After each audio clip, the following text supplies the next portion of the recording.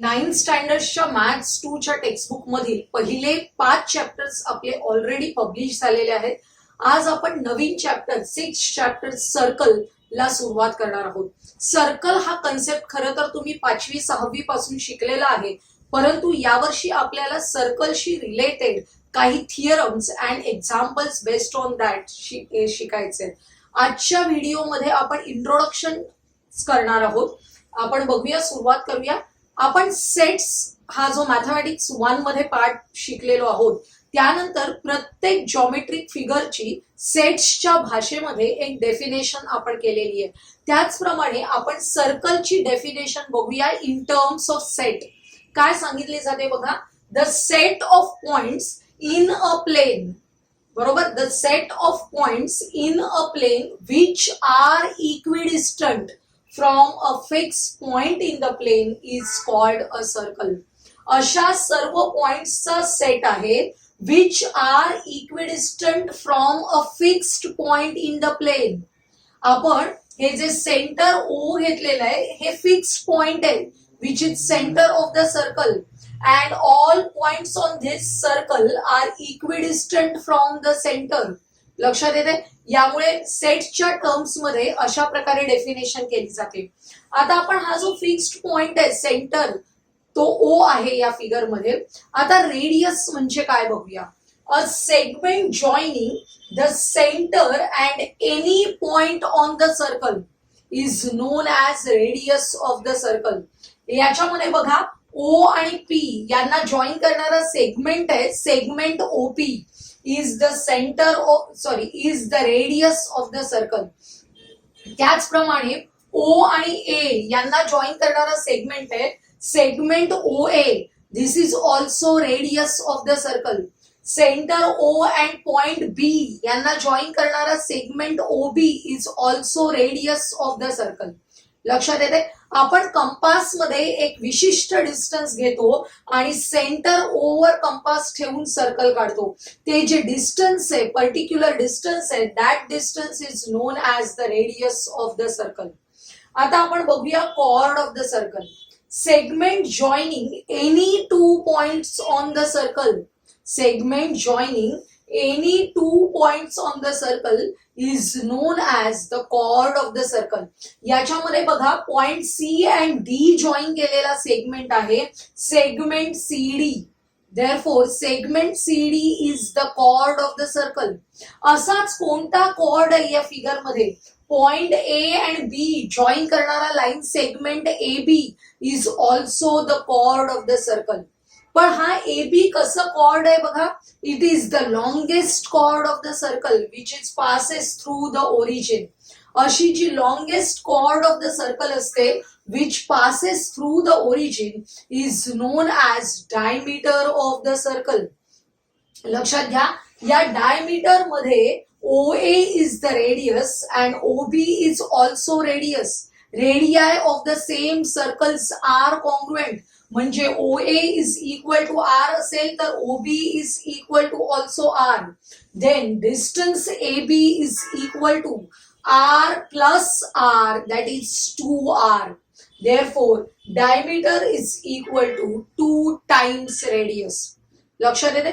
आपल्याला कधी कधी परीक्षेला असा प्रश्न दिला जातो की radius of a circle is 7 centimetre. Find the length of the longest chord of the circle. आपल्याला अगोदर हे लक्षात घ्यायला पाहिजे की longest chord of the circle is nothing but the diameter of the circle and diameter of the circle is equal to 2 times radius.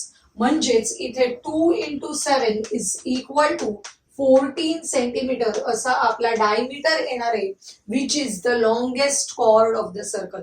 असे जे basic concept आहेत हे लक्षात घेऊन आपल्याला पुढील कन्सेप्ट शिकायचे आहेत.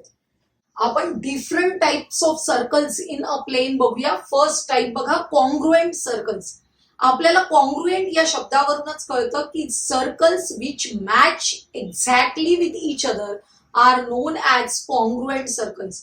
हे जर सर्कल्स 2 एक्झॅक्टली मॅच व्हायचे असतील तर या 2 सर्कल्सच्या रेडियस कशा असल्या पाहिजेत, इक्वल असल्या पाहिजेत. समजा की या पहिल्या सर्कलचं सेंटर O आहे and radius OA is equal to r, then for circle with center p and radius pq is also equal to r, then these two circles are congruent. बघा आपल्याला दिलेलं आहे टू सर्कल्स आहेत different. या सर्कलची radius आहे 3 centimetre, या सर्कलची पण radius आहे 3 centimetre. Then these two circles match each other exactly and these two circles are called congruent circles. लक्षात घ्या. आता नेक्स्ट कॉन्सेंट्रिक सर्कल्स. कॉन्सेंट्रिक म्हणजे काय, तर circles having a common centre, same centre, एकच सेंटर आहे. असे जेव्हा आपण एकच सेंटर घेऊन 2 सर्कल्स काढलेले आहेत, तसेच 3 काढू शकतो, 4 सर्कल्स काढू शकतो. आपण बऱ्याचदा हा खेळ करतो, कंपासने वेगवेगळे डिस्टन्स घेऊन एकाच सेंटरवर ठेवून आपण डिफरंट सर्कल्स काढतो. हे जे सर्कल्स आहेत त्याला आपण काय म्हणतो, कॉन्सेंट्रिक सर्कल्स. लक्षात येते. इथे 2 सर्कल्स काढलेत बघा. फर्स्ट सर्कल आहे ज्याचा centre O and radius O A, centre O असलेलं दुसरं सर्कल आहे विथ रेडियस ओ बी. लक्षात येते. तर असे जे सर्कल्स आहेत ते कॉन्सेंट्रिक सर्कल्स असणार आहेत. याच्यामध्ये सेंटर सेम असतो पण रेडियाय कशा असतात, डिफरंट असतात. Third type intersecting circles. Intersecting म्हणजे circles which intersect each other in 2 different points. बघा इथे 2 वेगवेगळे सेंटर असलेले सर्कल्स आहेत आणि ते जेव्हा दोन्ही सर्कल्स इंटरसेक्ट होतात तेव्हा पी अँड क्यू असे 2 कॉमन पॉइंट आहेत टू बोथ द सर्कल्स. म्हणजे 2 सर्कल्स इंटरसेक्ट होतात तेव्हा त्यांचे पॉइंट ऑफ इंटरसेक्शन किती असणार आहेत, 2 असणार आहेत. लक्षात घ्या. तर अशा प्रकारे for intersecting circles centres are different and radii can be same or different. Same असू शकतात किंवा डिफरंट सुद्धा असू शकतात आणि त्यांचे point of intersection of 2 circles is always 2 points, 2 distinct points. हे लक्षात घ्या. नेक्स्ट टाइप बघूया, circles intersecting in a point. A point म्हणजे काय, एकाच पॉइंट मध्ये इंटरसेक्ट होणारे सर्कल्स. त्यांनाच वेगळं नाव आहे टचिंग सर्कल्स.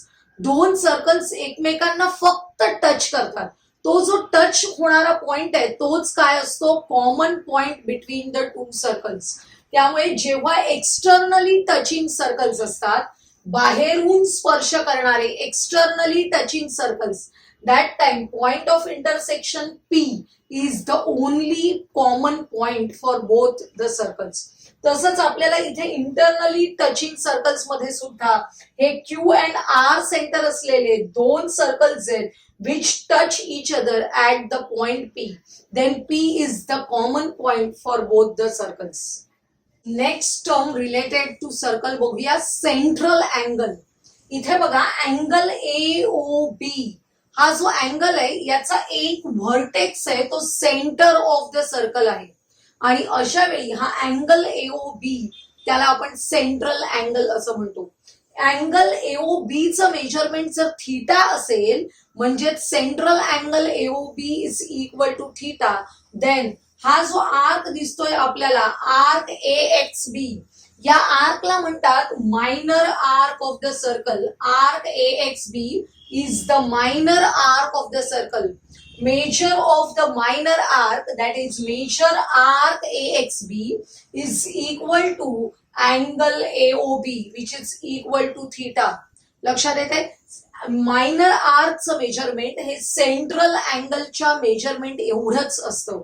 हा जर थीटा आहे, हा theta is equal to 80 degrees असेल तर angle AOB is equal to किती असणार आहे, 80 डिग्रीज. आणि म्हणजेच अँगल AOB 80 आहे याचाच अर्थ major arc AXB is equal to 80 degrees.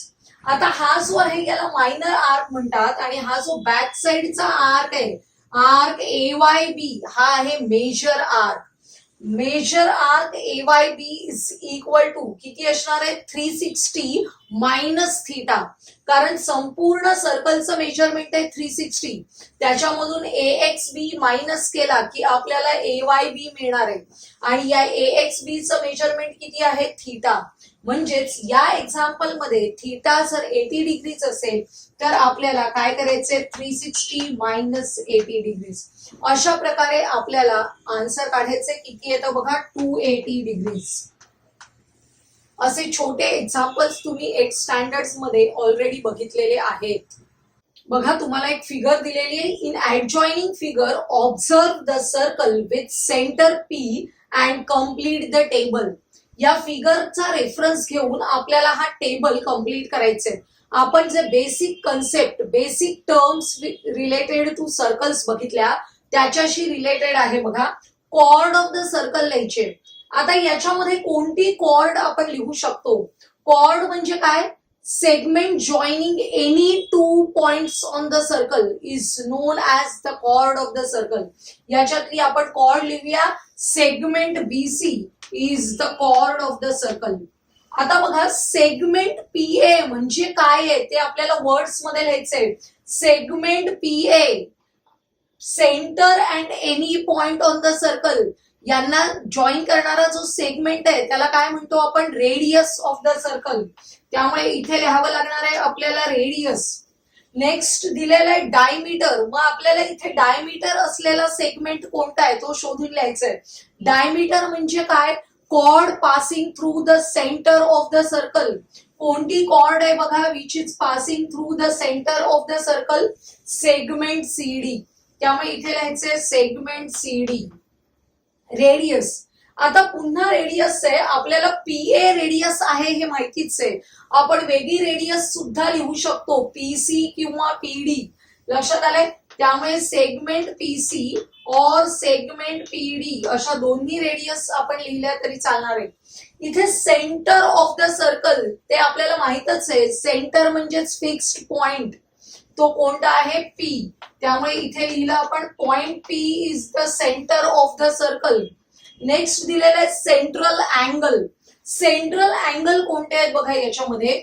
हा जो आहे CPA हा एक सेंट्रल अँगल आहे आणि इथे अँगल APD हा एक सेंट्रल अँगल आहे. ज्यांचा एक व्हर्टेक्स जो आहे तो सेंटर आहे असा अँगल ज्याला सेंट्रल अँगल असं म्हणतात. लक्षात येते. तर अँगल APD लिहूया आपण. Angle APD is the central angle. आणि दुसरा अँगल इथे त्यांनी दिलेला आहे CPA. आपल्याला CPA म्हणजेच काय आहे ते लिहायचंय. तिथे आपल्याला लिहायचंय it is a central angle. अशा प्रकारची 2 मार्काची 3 मार्काची ऍक्टिव्हिटी तुम्हाला परीक्षेला येऊ शकते. फिगर्स थोड्या कॉम्प्लिकेटेड दिलेल्या असतील तरी तुम्हाला त्यातून शोधून लिहायचंय. लक्षात येते. तर अशा प्रकारचे जे प्रश्न आहेत ते 2 मार्कासाठी तुम्हाला येत असतात. आजच्या या व्हिडिओमध्ये आपण terms related to the circles बघितल्या. आजचा हा व्हिडिओ तुम्हाला आवडला असेल तर लाईक करा, तुमच्या मित्रमैत्रिणींना शेअर करा आणि पुढील महत्त्वाचे व्हिडिओज पाहण्यासाठी आपल्या चॅनलला सबस्क्राईब करायला विसरू नका.